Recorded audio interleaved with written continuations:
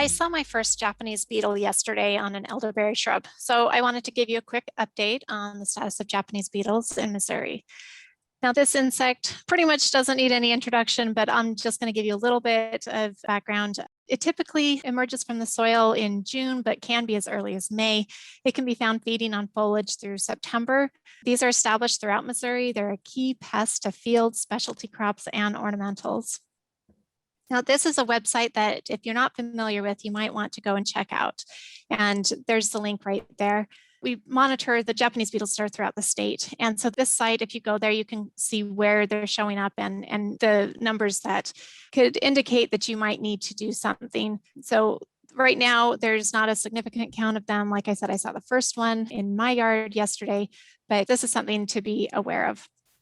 And this is put on by Dr. Lee Miller's group. There's various newsletters that you can sign up for. They're also on social media, so you might want to consider following them.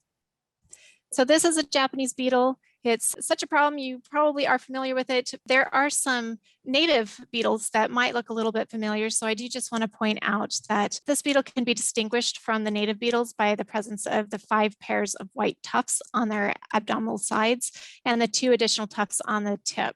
So you can see these right here, these little tufts on the tip, and then the 5 on the side. These beetles have 1 generation per year. The grubs feed on plant roots and the adults feed on the foliage. So they're pests at pretty much all the stages of their life. And this is typical of the damage that they do on the leaves. This skeletalization, where they eat the leaf matter in between the veins. So if you don't see the Japanese beetles, but you see a leaf that just has the veins, then you probably are dealing with some Japanese beetle damage. And that's what we're going to be seeing later this summer. They prefer to feed on plants in direct sunlight. They usually feed on the upper foliage. And the adults can actually produce an aggregation pheromone. So removing beetles each morning that you find can actually reduce the total number of beetles that you have on your plants later in the day. So what can you do? I'm often asked about chemical control. So it's not really a good option at this point because these insects are strong flyers and they're highly mobile. So if you kill the beetles on a plant, others are going to take their place and reinfest the plant.